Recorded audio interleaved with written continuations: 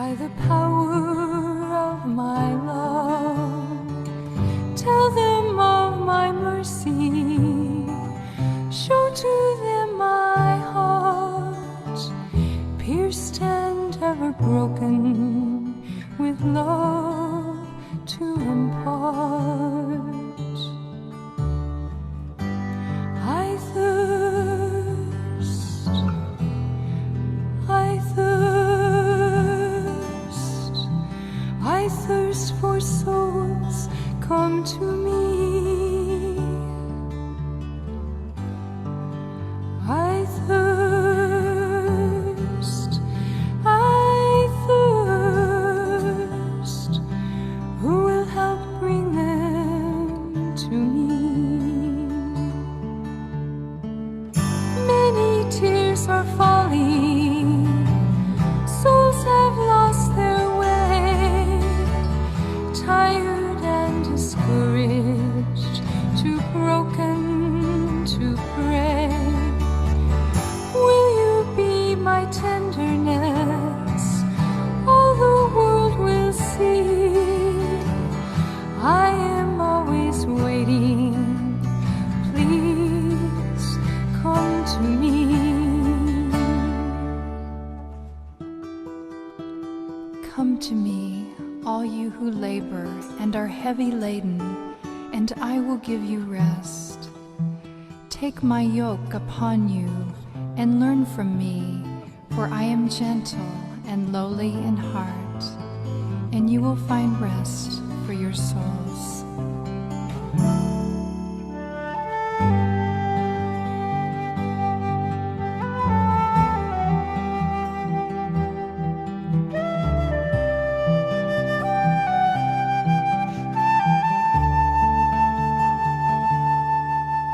I thirst,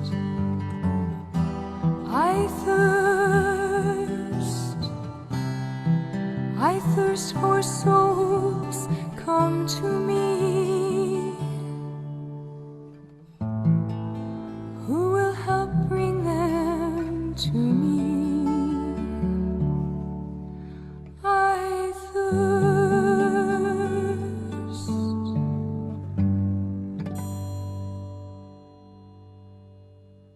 Malam, Bapak Ibu, sahabat-sahabat KKID dan IDM. Selamat bertemu kembali.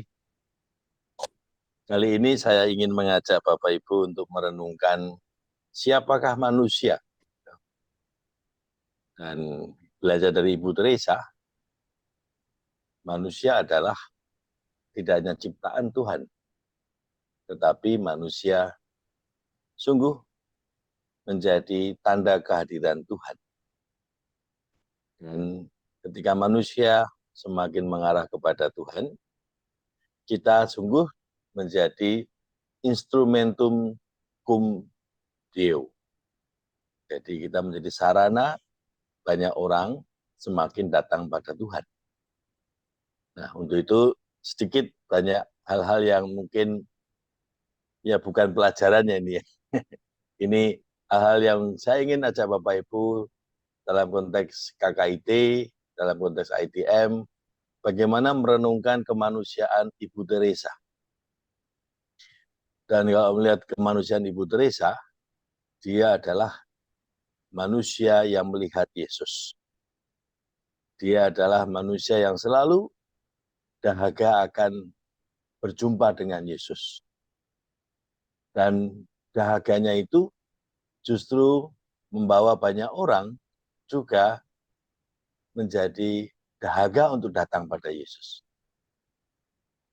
Sebelum masuk kepada kemanusiaan Ibu Teresa, saya ingin mengajak Bapak Ibu untuk melihat secara keseluruhan, secara lebih luas ya, manusia itu dari mana dan kemana mengarah. Saya ingin mengambil dari Kejadian ya Bapak Ibu ya. Ini yang paling jelas menggambarkan siapakah manusia. Saya menggambarkan di sini komunitas Kristiani atau komunitas Kristen. Kalau Kristen itu kan umum ya. Kristiani itu biasanya kita dalam konteks Katolik ya. Maka ada Pesparani ya, kalau yang umum kan Pesparawi ya, gerejawi ya. Tapi kalau kita kan Kristiani. Komunitas Kristiani adalah komunitas yang welcoming. Welcoming itu artinya bahwa kita selalu menyambut dan menerima semua sebagai tanda kehadiran Tuhan. Dari kitab Kejadian ini, mari kita lihat bersama-sama kekasih manusia itu seperti apa. Jelas disebut di sana manusia adalah gambar dan rupa Allah. Gambar dan rupa Allah Tritunggal. Dan kalau kita melihat manusia adalah gambar dan rupa Allah, berarti manusia itu adalah ciptaan yang paling efektif sebagai sarana yang memaparkan, mewartakan wajah Allah. Saya baru akhir-akhir ini merenungkan, binatang itu tidak bisa memaparkan wajah Allah.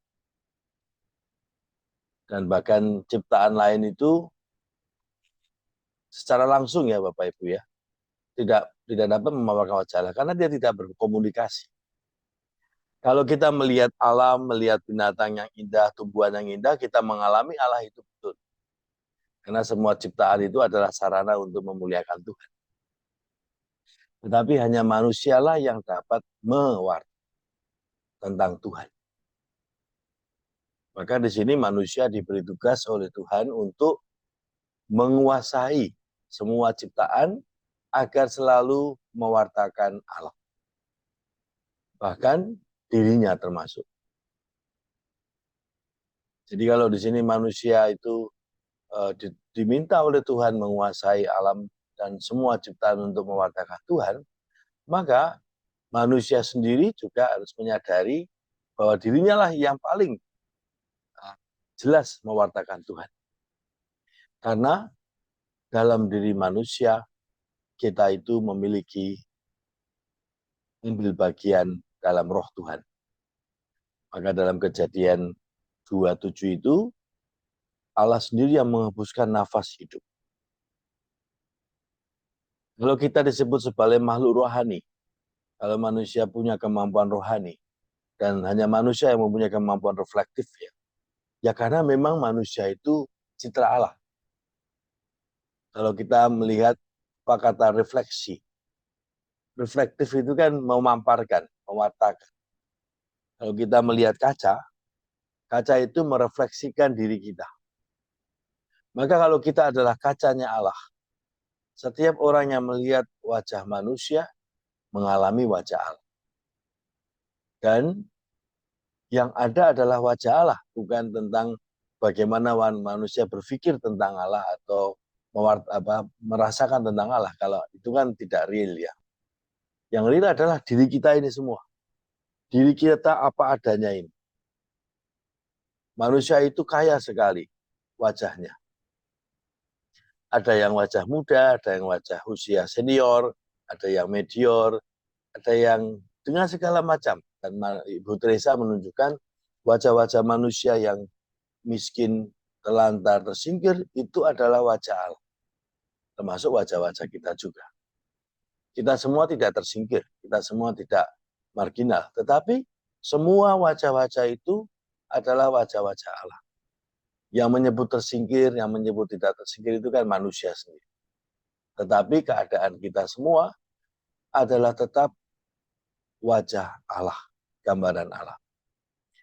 Dan bagaimana wajah Allah itu seperti dalam Kejadian 1:31. Allah melihat segala yang dijadikannya sungguh amat baik. Dan ini sangat jelas sekali Bapak Ibu ya. Sungguh amat baik. Artinya setiap manusia, setiap ciptaan itu sungguh mewartakan dan menggambarkan Allah. Maka kalau kita itu sungguh amat baik, maka manusia adalah ciptaan yang semakin mampu mengarah kepada kebaikan, kepada sang kebaikan. Saya menggambarkan kita punya banyak pengalaman dalam hidup. Pengalaman jatuh bangun, pengalaman duka, pengalaman juga tidak mudah, tapi juga pengalaman suka dan gembira. Dan semua pengalaman itu menunjukkan bahwa hidup manusia itu selalu dalam proses. Dari dan kemana. Dan proses ini menggambarkan bahwa manusia itu selalu mengarah kepada siapakah dirinya. Dirinya adalah ciptaan Tuhan. Maka semakin manusia mengarah kepada pertanyaan siapakah dirinya, dia tidak berusaha menemukan dirinya adalah ini atau itu, tetapi selalu dalam proses untuk mencari. Dari mulai mencari dirinya, lalu bertanya kemudian, siapakah yang menciptakan aku? Siapakah yang menciptakan dia? Siapakah yang menciptakan kita semua? Dan disitulah pertanyaan-pertanyaan yang terus manusia akan cari. Sampai pada titik di mana manusia menemukan dirinya sebagai ciptaan yang sungguh punya banyak kekurangan dan kelemahan, yang tidak berdaya, yang terbatas. Maka di sini titik tolak pengalaman manusia adalah ketika dia baru berangkat memahami dirinya, tentu pengalaman manusia adalah tentang manusia sendiri. Seorang anak sampai dewasa, dia akan mengalami proses mengenal dirinya. Tapi dalam perjalanannya, dia berjumpa dengan keterbatasan. Dan pada saat itu, manusia yang mencari siapa dirinya bertemu dengan Allah yang memahyukan dirinya. Allah yang mewartakan dirinya lewat yang kita amini, yaitu Allah sendiri yang hadir dalam diri manusia. Dan ketika kerinduan Allah berjumpa dengan manusia, dan kerinduan manusia menemukan dalam keterbatasannya Allah yang Maha Agung, disitulah terjadi suatu pengalaman di mana Allah dimuliakan di dalam diri manusia lewat segala macam yang kita lakukan. Nah, ketika manusia menemukan dirinya, di sini manusia menemukan bahwa setiap manusia adalah anugerah bagi satu sama lain. Ketika manusia menemukan dirinya adalah ciptaan Tuhan yang sungguh menggambarkan Allah sendiri, maka kita bertemu dengan kata pribadi. Setiap pribadi itu unik. Setiap pribadi itu person. Setiap pribadi itu mempunyai roh Allah yang ketika kita menghormatinya, ketika kita menyentuhnya, ketika kita berelasi dengannya, kita semakin menemukan indahnya kita satu sama lain sebagai anugerah. Kalau saya mendengarkan sharing-sharing dalam Love in Action ya dari Jumatan ini, kelihatan sekali bagaimana perjumpaan-perjumpaan kita dengan semua yang kita alami dalam hidup ini, semua itu adalah anugerah yang kita syukuri. Perjumpaan itu dapat berupa pengalaman diteguhkan, tapi juga pengalaman ditantang. Dan perjumpaan itu tentu dengan pribadi-pribadi yang membentuk kita, mendukung kita, meneguhkan kita. Semua itu pada akhirnya, semua perjumpaan itu sangat berarti bagi manusia untuk semakin mengalami kehadiran Tuhan yang begitu mengagumkan. Di sini ada paradoksnya ya. Paradoks itu artinya seolah-olah bertentangan tapi tidak. Seolah-olah kok beda tapi sebenarnya tidak. Saya menuliskan demikian. Ciptaan sekaligus menghadirkan Sang Pencipta, terbatas sekaligus terbuka untuk memikirkan Dia yang tak terbatas, kecil dan rendah sekaligus diberi keluhuran, unik sekaligus terbuka pada keragaman yang kaya. Ini paradoksnya manusia. Ketika manusia mengalami Sang Pencipta, dia melihat betapa kecilnya manusia. Tetapi dia bersyukur bahwa di dalam dirinya yang kecil itu, yang besar dia alami. Jadi di sini seolah-olah berlawanan, tapi tidak. Ketika manusia terbuka pada keterbatasannya, manusia mulai memikirkan Dia yang tak terbatas. Ketika dengan rendah hati dia mengakui kelemahan dan kekurangannya, justru dia diberi jalan kekudusan lewat kekurangan dan kelemahan. Dan bahkan ketika kita menerima setiap manusia dengan martabatnya unik, maka manusia juga melihat betapa beragamnya kekayaan karya Allah dalam diri setiap manusia. Jadi di sini kita selalu melihat Allah yang membuat kita terkagum-kagum ya dengan semua yang kita alami. Kalau kita sudah sampai pada titik merayakan bagaimana welcoming itu adalah suatu pengalaman rohani. Welcoming itu adalah mengagumi. Jadi kalau kita menyambut seseorang yang kecil, yang duka atau yang itu, sebenarnya kita menyambut Allah. Pengalaman manusia menjadi sarana. Tapi titik awal, titik akhirnya adalah mengalami Allah. Semakin kita mengalami keterbatasan itu kita terima, kita mengalami perjumpaan dengan yang tak terbatas. Yang tak terbatas itulah yang membuat kita kagum. Maka Bapak Ibu, semakin kita berjumpa dengan banyak manusia, kita semakin kagum dan ingin berjumpa terus dengan banyak manusia. Karena kita mengalami keagungan Allah dalam setiap peristiwa manusia. Di sini saya mau mencoba, ini pemahaman saya pribadi, tapi silakan Bapak Ibu merenungkan. Semua pengalaman manusia adalah pengalaman rohani. Semua pengalaman manusia adalah pengalaman religius. Karena manusia mempunyai bagian keilahian Allah, yaitu rohnya sendiri. Maka kita disebut persona. Setiap pribadi unik. Setiap pribadi mengalami Allah secara unik lewat sejarahnya, lewat pengalaman-pengalaman hidup.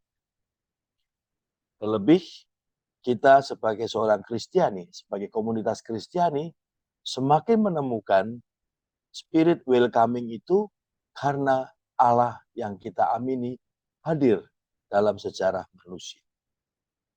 Maka kalau kita runut lebih jauh, Bapak Ibu ya, semua sejarah manusia adalah sejarah tentang sejarah keselamatan. Saya sering mengungkapkan apa yang diungkapkan oleh Romo Kris ya. Saya senang dengan ungkapannya ini. My history, your history, our history is his story ya. Semua itu cerita tentang Allah. Dalam hal ini kita menemukan Yesus di sana.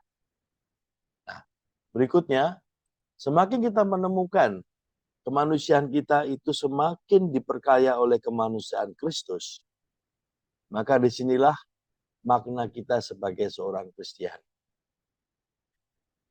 Kita menyadari sebagai ciptaan yang luar biasa ini dengan sebagai gambaran Allah.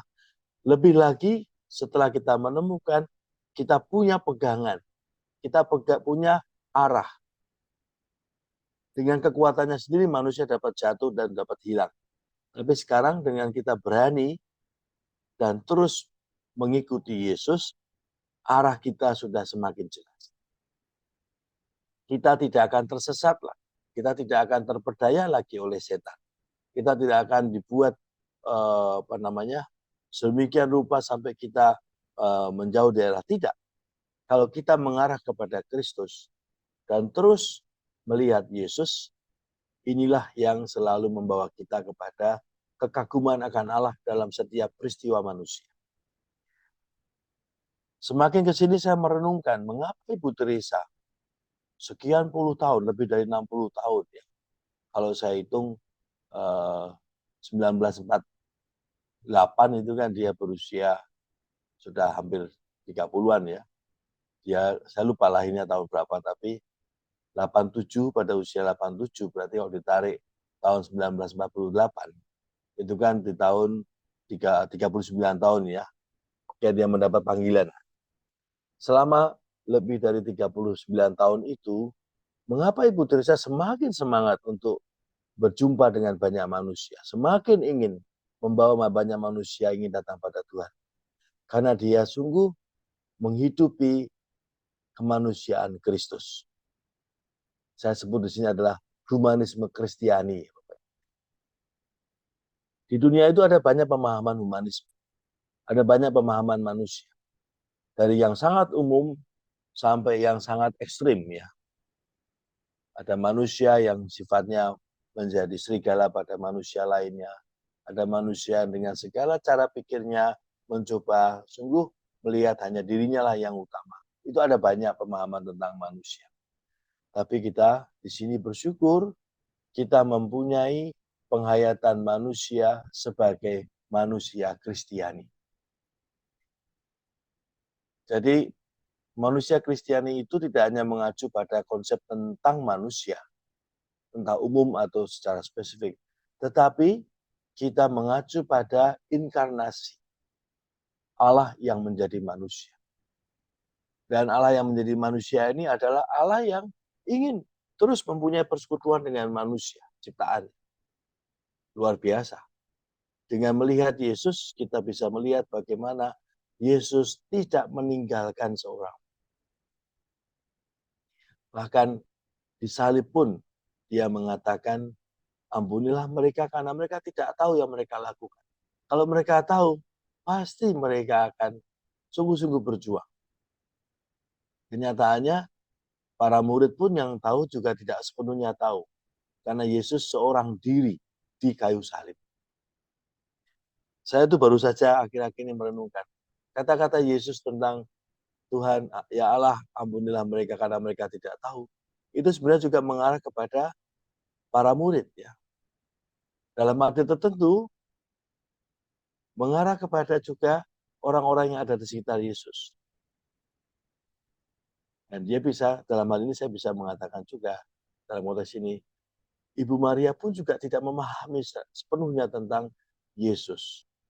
Maka dia terdiam, dia ada di samping Yesus. Jadi keputusan dia adalah tetap setia bersama Yesus. Itulah keputusan imannya. Hari ini kita merayakan Ibu Maria berduka cita, Pieta. Dan di situ kita menemukan bagaimana keputusan Ibu Maria sebagai manusia, yaitu ada dan di samping Yesus. Tentu orang-orang tahu dia adalah Ibu Yesus. Tentu para murid dan semuanya juga tahu. Dan hanya Ibu Maria yang sungguh-sungguh ada dan mengikuti Yesus dari dekat. Maka di sini Bapak Ibu, kata-kata Yesus, ampunilah mereka karena tidak tahu, justru itulah Ibu Maria datang dan dekat pada Yesus. Memahami misteri Allah itu tidak pernah dapat dilakukan oleh manusia dalam keterbatasan. Ibu Maria pun juga manusia. Tetapi di sini manusia yang melihat Yesus. Manusia yang tahu bahwa berada dan terus bersama Yesus, itulah yang membuat Ibu Maria semakin menyelami pelan-pelan misteri keselamatan. Sekalipun tidak tahu sepenuhnya semuanya. Bagi Ibu Maria semakin jelas, Yesus adalah Allah yang menjadi manusia, maka membawa orang datang pada Yesus, itulah tujuan hidup manusia Kristiani. Kalau kita melihat secara umum, Santo Ignatius pernah mengatakan tujuan manusia diciptakan adalah apa? Memuliakan Tuhan. Dan dengan itu menyelamatkan jiwa. Dan di sini saya melihat spiritualitas Ibu Teresa itu semakin nyata menyebutkan Yesus. Karena ia selalu mengatakan memuaskan dahaga Yesus adalah tujuan hidupnya.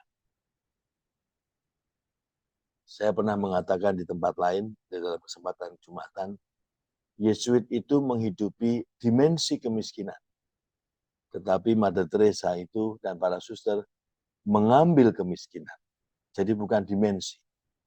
Dan disinilah saya amini ya, kekuatan dari secara nyata memeluk kemiskinan sebagai pilihan hidup dan cara hidup, itulah yang Ibu Teresa dan para suster dari Missionaries Charity, Cinta Kasih ini menghayati betul bahwa mengikuti Yesus adalah tujuan dari hidup mereka.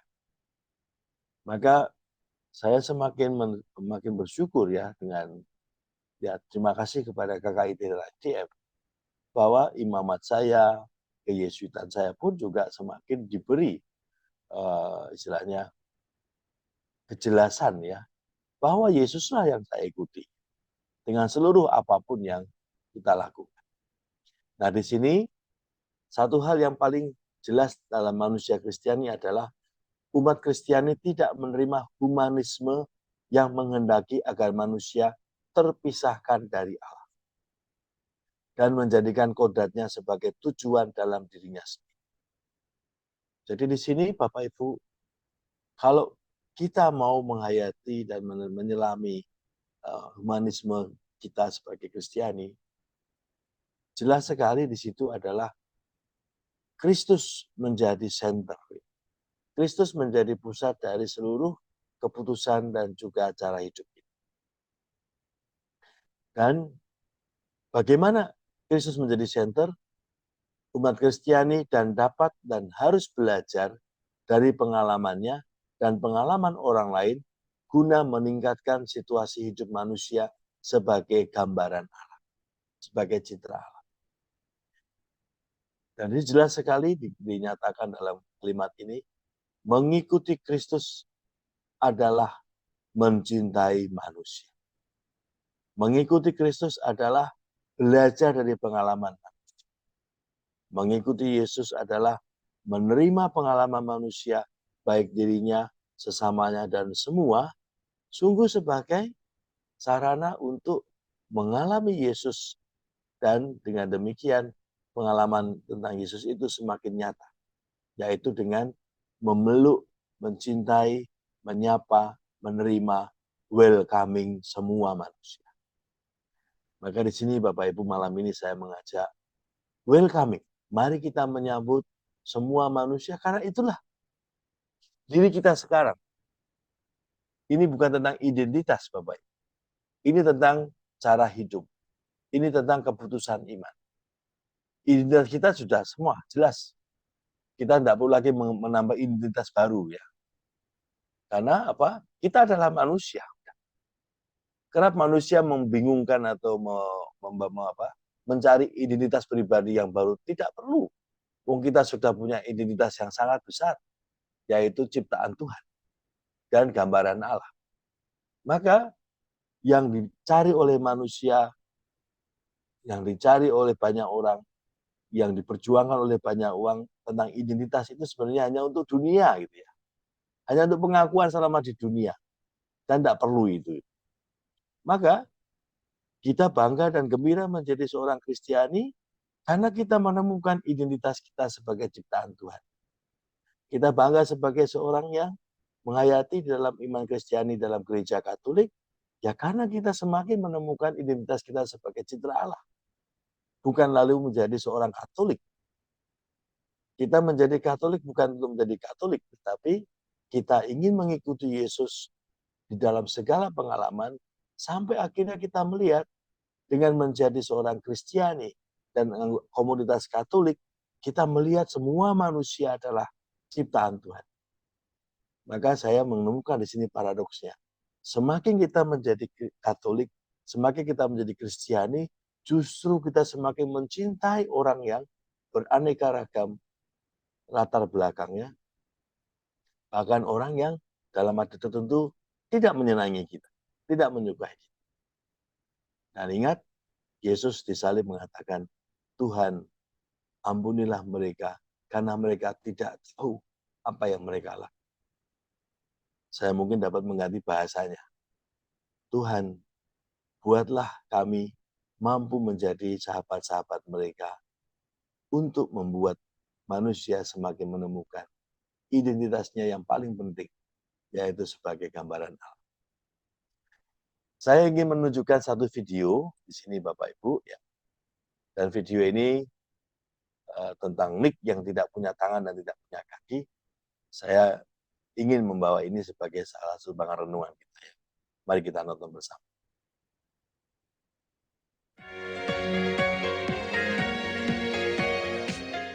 Let me just say to all of you on Facebook right now, to everybody who has a complaint on the tip of your tongue, I want you just to shut your mouth and watch this tape, because Pastor Rick had one request for tonight's show, to include a man who he says is one of the best examples of winning the hand you're dealt. This is going to shut your mouth.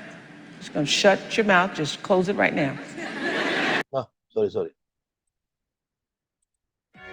Include a man. It's going to shut your mouth. Just close it right now. Take a look at this. Born in Australia without arms or legs, 30-year-old Nick Vujicic has become a symbol of triumph against all odds. His inspiring YouTube videos have been watched over 100 million times. It's a lie to think that you're not good enough. It's a lie to think that you're not worth anything. But the road to self-acceptance was excruciating for Nick. For years, he was harassed and tormented at school. When he was 10, Nick attempted suicide. After years of feeling worthless and alone, Nick's awakening came while reading an article about a disabled man who refused to let physical limitations hold him back. In that moment, Nick says he discovered the power to take control of his life, and he has. Today, Nick surfs, he snorkels, he golfs, and plays soccer. He's traveled to 44 countries with his message of hope. Even the worst part of your life can come together for the good. And less than a year ago, Nick married the love of his life and danced at their wedding.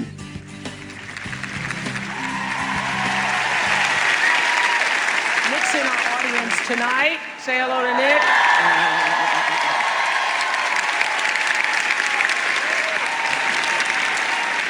We're standing up for Nick.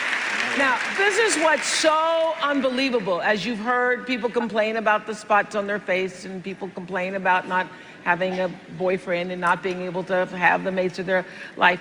What happened to you that you were able to take your chemistry, being born with no arms and no legs, take your connections, your relationships, your life circumstances, your state of consciousness, and then make the conscious choice that you were going to take all of that which the rest of the world looks at, undeniably as a pretty bad hand, and that you were going to turn it into something, you were going to be exalted by it. What happened to you that you were able to do that? Oprah, I know that you love to think out of the box and have things outside of the box on your show. Yeah. And I know that you love illustration. So if I may illustrate in about 180 seconds, can I do something a little crazy, but it'll be powerful? Is that cool? You got a camera behind me, right? Yeah. I gotta show you. Come. This step right here, is there enough light here? Okay. The chemistry. I was born without arms and legs. The chemistry I could not change in my life. I know that God didn't give me this pain, but what the enemy tried to use for bad, he turned into good. Man, the connections. I want to tell Porsche, look, I'm a guy, I love cars, okay? And I love Porsches more than Ferraris, okay? and I want everyone to know that we are wonderfully and fearfully made. And until you can actually understand that we are all wonderfully and fearfully made from God, I want you to know that you will always be trapped and chained and you will be stopped. But when you have the incredible power of faith in action, nothing holds you back. And you're beautiful just the way that you are. No worries. For me, I felt the connection. Yeah. For me in my life, I'm thinking, man, I'm not gonna get married. I can't even hold my wife's hand. What connection am I gonna have? But you know what? All things come together for the good for those who love him. Man, this is a little bit high. I'm gonna break my arm, man. This is pretty crazy. All right. I'm gonna break my arm. Circumstances. Being born without arms and legs, man, it's all about choice. You asked me what it was. I had parents who were my heroes. They always said, you can either be angry for what you don't have or be thankful for what you do have. Do your best and God will do the rest. And in consciousness, because I gave my life to Lord Jesus Christ and the renewing of my mind, I knew that I could be unstoppable. Ya, sampai di sini Bapak Ibu. Kalau kita melihat Nick yang tidak punya tangan dan tidak punya kaki, ketika kita hanya berhenti sebagai manusia yang belum menerima keterbatasan dan kekurangan dan keberadaan kita sebagai makhluk yang terbatas, tentu kita pertama kasihan, atau kedua kita selalu menolak ya. Dan itulah yang dialami oleh Nick sampai usia 10 tahun. Dan saya hanya ingin membahas pada bagian ketika dia mengalami suatu perjumpaan dengan keterbatasannya. Dia menemukan satu artikel tentang orang yang terbatas, juga sama dengan dia punya disabilitas, dan orang itu menuliskan dan mengatakan, di dalam video juga dikatakan, janganlah menyerah kepada apa yang kita tidak dapat, tetapi mulailah untuk melangkah dengan apa yang kita sudah punya, yaitu dengan segala yang kita alami ini. Maka ketika Nick berjumpa dengan keterbatasannya, yang terjadi tangga pertama tadi, dia mengatakan, ketika saya menerima chemistry, saya tidak punya tangan dan kaki, sebagai keterbatasan, yang dialami adalah pengalaman terhubungkan oleh manusia lain.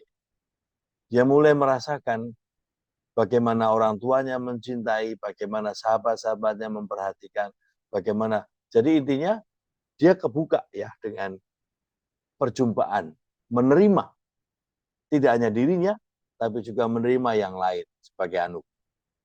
Maka berjumpa dengan keterbatasan itu adalah titik awal kita berjumpa dengan diri kita sebagai yang Tuhan ciptakan seperti ini, dengan keunikannya. Nah, setelah itu apa yang terjadi?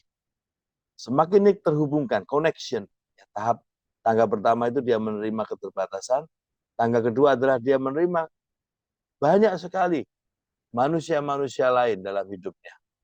Bahkan dia sampai dapat kekasihnya dan akhirnya menjadi istrinya. Namanya Sakura, orang Jepang. Dan anak-anaknya 2. Waktu mereka lahir dan berkembang, tingginya sama dengan Nick. Sekarang udah tinggi-tinggi anaknya. Ketika manusia bersyukur atas dirinya, dia juga bersyukur atas orang lain. Dan ketika manusia menjadi manusia yang bersyukur, semakin dia terkoneksi, dia banyak mampu mengambil keputusan. Maka Nick mengatakan, all is about choice. Ya. Hidup itu adalah suatu keputusan yang membawa dia semakin berani untuk melangkah ke relasi dengan yang lainnya, dan dia semakin menemukan do the best, let God the rest. Nah, disinilah pengalaman iman.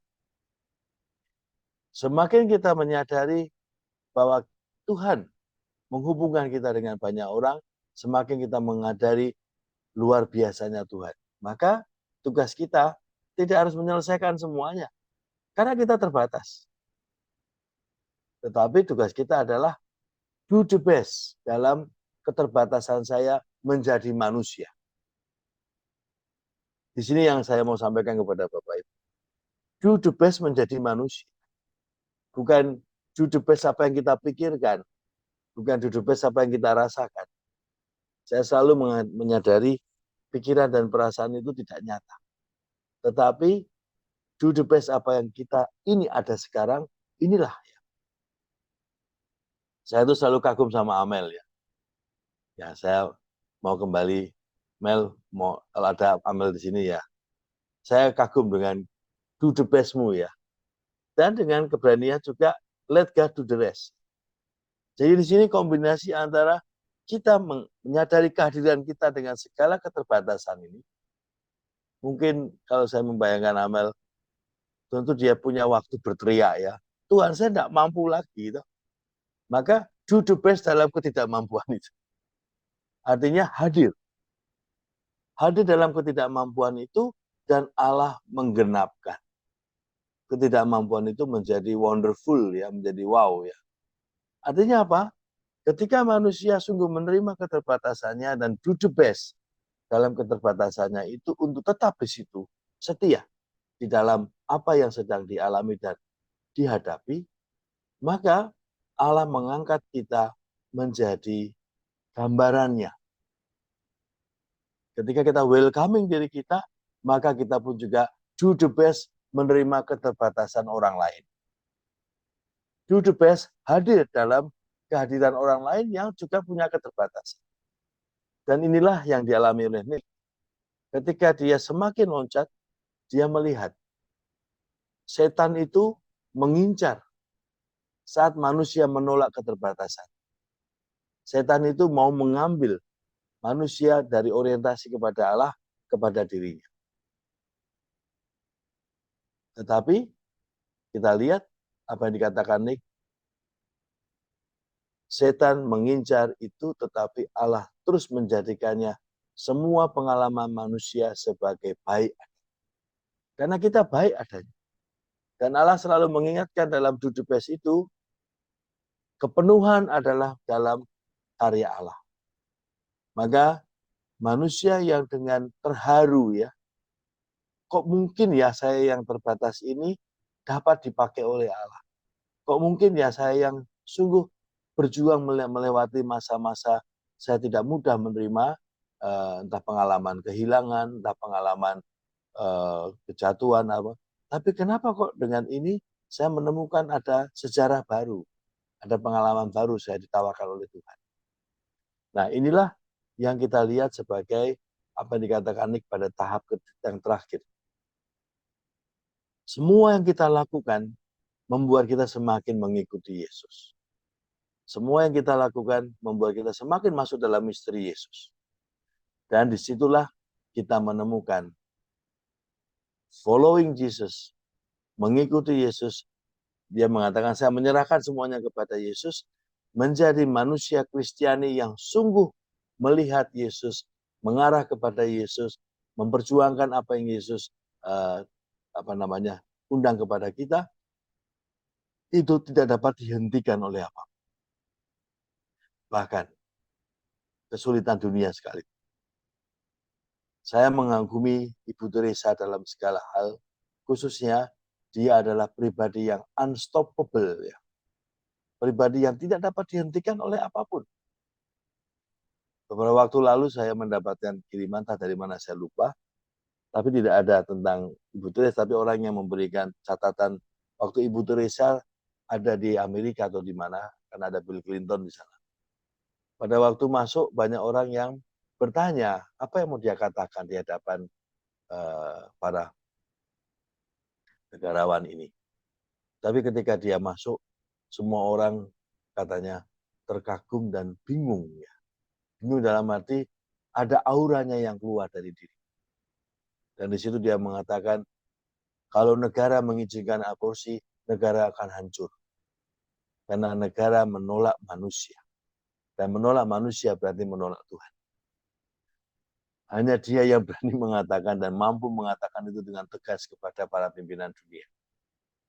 Dan kita tahu, yang Ibu Teresa perjuangkan bukan dari ilmu, tapi dari perjumpaan manusia. Tentu dia belajar. Belajar dari apa? Dari segala pengalamannya. Tentu dia memahami tentang ajaran gereja. Dia tentu memahami tentang arah gereja. Tetapi yang paling penting di sini adalah ia mengalami Allah dalam diri Yesus yang ia tiap hari perjuangkan. Izinkan saya lanjut lagi dengan PowerPoint.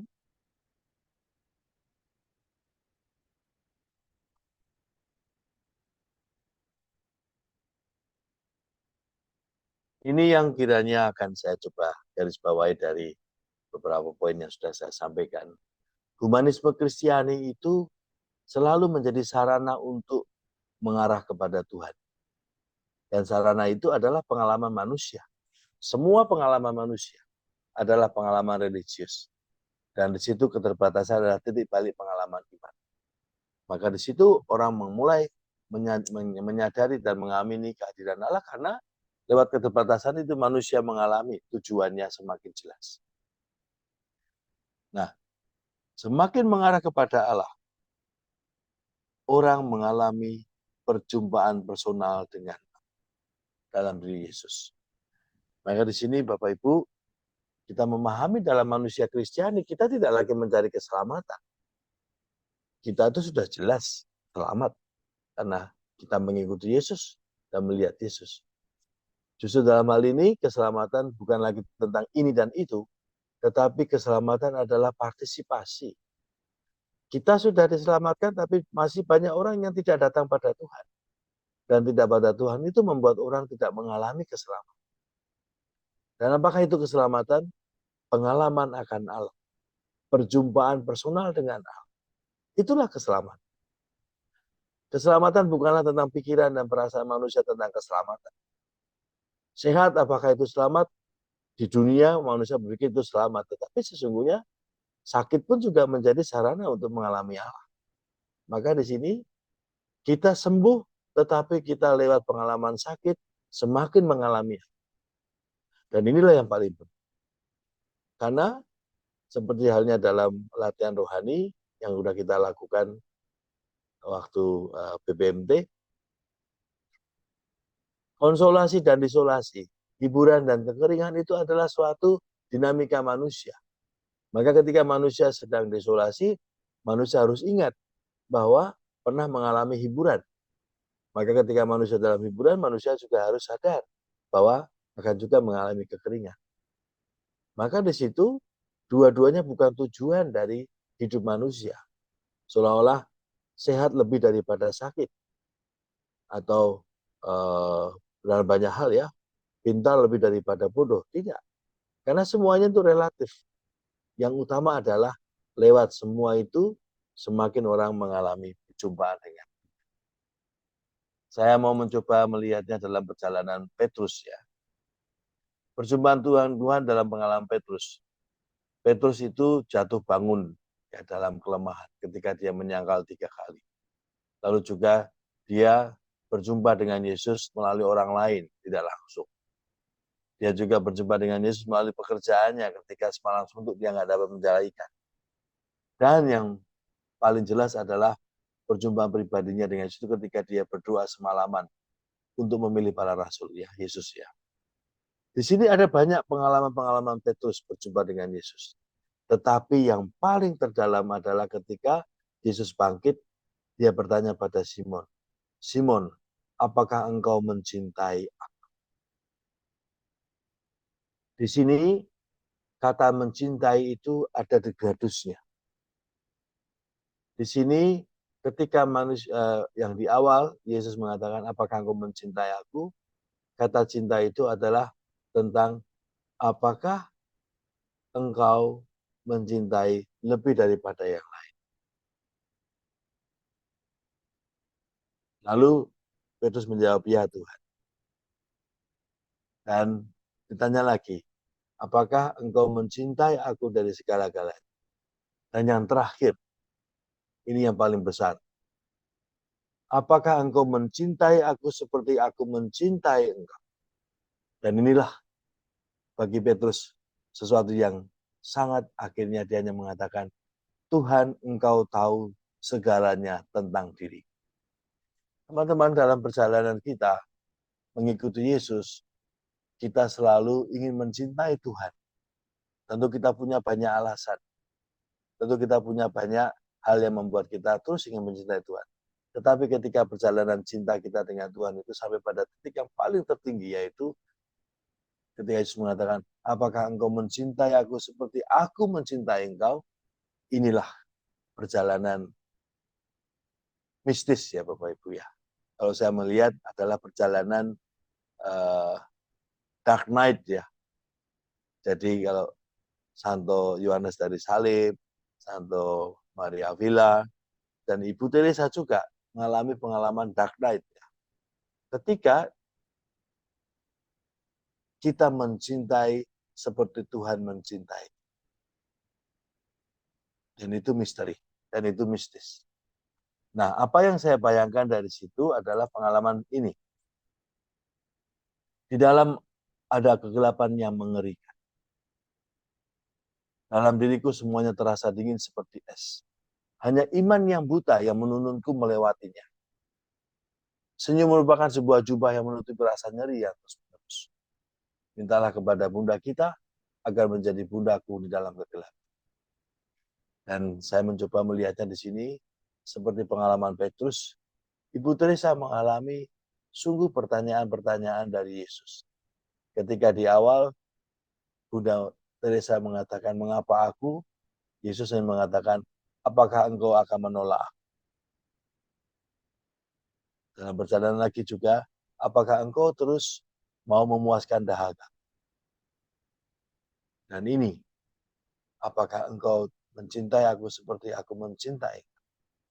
Dan inilah perjalanan Ibu Teresa mencintai Yesus seperti Yesus mencintai dia dalam kemanusiaan yang Yesus hadir di dalam. Dan dia memilih Yesus hadir di dalam orang-orang yang tersingkir.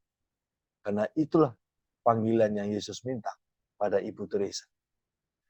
Ibu Teresa dipanggil secara khusus untuk masuk ke dalam panggilan itu karena Yesus mencintainya dan memintanya. Ini video yang pernah kita nonton, Clean Heart ya. Saya tidak akan mengulangnya. Nanti kita punya banyak waktu juga untuk melihatnya. Saya ingin mengakhiri refleksi ini pada bagian ini. Ini sudah pernah kita juga sentuh. Akhirnya saya sampai pada tahap mencintai kegelapan. Korban cintaku bagi kaum miskin. Kalau saya menanggapi tadi yang dari panggilan Santo Petrus ya, ketika Yesus mengatakan apakah kamu mencintai selama 3 kali, saya menemukan inilah yang Ibu Teresa juga alami dalam pertanyaan yang terakhir. Apakah engkau mencintai aku seperti aku mencintai engkau? Dan Ibu Teresa menemukan bukan jawaban, tetapi jalan. Jalan di mana Ibu Teresa menemukan Yesus mencintai Ibu Teresa di dalam diri orang-orang miskin. Maka bagi dia, keputusan imannya sudah jelas. Dia melayani orang-orang miskin. Kata orang miskin ada banyak interpretasinya. Tapi bagi Ibu Teresa, orang miskin jelas. Orang-orang yang karena dunia dengan segala macam konteksnya tidak membuka hatinya pada Tuhan, terhambat mengalami kehadiran Tuhan, dan dalam arti tertentu memutuskan tidak datang pada Tuhan. Maka bagi Ibu Teresa, orang miskin adalah orang yang tidak mengalami kehadiran Tuhan dalam hidupnya dan hidup orang lain. Untuk itulah Ibu Teresa mencintai Yesus supaya semakin banyak manusia yang mengalami kehadiran Tuhan dalam dirinya dan juga dalam diri orang lain. Ini yang selalu saya ulang juga, saya selalu memakai ini Jacqueline de Decker ya, kerabat kecil Ibu Teresa yang sakit dan menderita.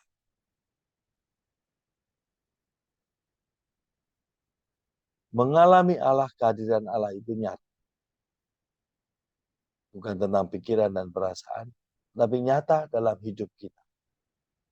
Maka seperti halnya Ibu Jacqueline de Decker dan para sahabat-sahabat KKIT yang sakit dan menderita, kita pun juga dipanggil untuk mengalami hidup kita sebagai jalan. Jalan untuk, seperti Ibu Teresa, mencintai Tuhan. Dan Tuhan mencintai kita seperti halnya Tuhan menginginkan kita untuk menyapa setiap manusia. Karena tidak ada seorang pun manusia yang ditinggalkan. Sebagai penutup, Bapak Ibu, saya ingin kembali mengingatkan pernah yang saya sampaikan di sini. Bagi Ibu Teresa, kegelapan dunia adalah tempat Tuhan mengutusnya. Terlibat penuh dalam karya penciptaan yang terus berlangsung. Bagaimana kita memaknai lorong-lorong gelap yang ada dalam sejarah hidup kita dan sesama. Masih adakah di sana sisi gelap yang membuat kita tidak mengalami Allah? Dan bahkan juga yang membuat kita tidak mengalami Allah di dalam diri orang-orang yang kita kenal, yang ada bersama kita, dan yang kita layani. MMT pada bulan ini adalah tidak menghakimi. Karena menghakimi adalah mengurangi cinta kita pada sesama. Maka saya mau mencoba menyelami kata MMT yang bulan ini kita renungkan adalah, dialah orang yang datang pada kita selalu mengalami nilai lebih. Dan nilai lebih itu apa? Semakin melihat manusia Kristiani adalah pilihan yang selalu kita perjuangkan dalam setiap hari kita. Kalau kita semakin menyadari kita adalah seorang Kristiani, maka wajar dan sangat jelas Yesus menjadi yang kita hidupi. Kalau kita semakin menyelami panggilan kita sebagai seorang Kristiani, maka semua pengalaman manusia, baik diri kita dan orang lain, adalah sarana kita mengalami Yesus. Karena Yesus sudah menjadikan semua sejarah manusia menjadi sejarah keselamatan. Dan yang terakhir, semakin kita melihat Yesus dan mau berhubungan dengan Yesus, maka kita semakin peduli pada siapapun. Dan inilah perjuangan kita. Pilihannya adalah mau mulai dari Yesus atau mulai dari sesama hal yang sama. Tapi memilih dari sesama itu paling membantu kita mengalami Yesus. Karena kalau kita mau membangun keakraban dengan Yesus tanpa berjumpa dengan sesama, khawatirnya Yesus yang ada dalam bayangan kita, bukan Yesus yang nyata. Karena Yesus yang nyata itu adalah dalam sejarah hidup kita, pengalaman manusia kita, dan pengalaman manusia lain. Maka menutup renungan welcoming, menjadi manusia yang welcoming, adalah manusia yang Kristiani. Semakin menyambut semua orang, semakin kita menemukan Yesus yang nyata dalam hidup kita. Demikian Bapak Ibu, saya kembalikan kepada Pak Winardi.